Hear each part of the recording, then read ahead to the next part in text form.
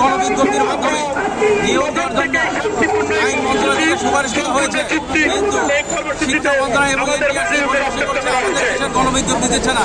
এই জন্য আমরা আমাদের যৌক্তিক দাবি আদায়ের জন্য আমরা এখানে আন্দোলনে এসেছি, কিন্তু আন্দোলনে এসে পুলিশ অতর্কিতভাবে আমাদের উপর হামলা চালিয়েছে, আমাদের অসংখ্য ভাই বোনেরা আহত হয়েছে।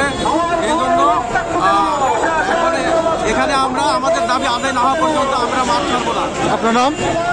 কারণ আমাদের বিশেষ গণবিজ্ঞপ্তির মাধ্যমে নিয়োগ দেওয়ার জন্য আইন মন্ত্রণালয় সুপারিশ করেছে। আমরা চাই আইন মন্ত্রণালয়ের যে সুপারিশ এটা তার দ্রুত বাস্তবায়ন করে আমাদের নিয়োগ দিয়ে দেবে, এটাই আমাদের দাবি।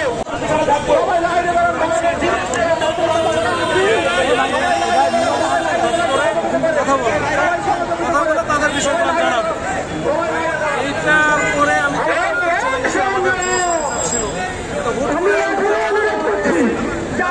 ভিতরে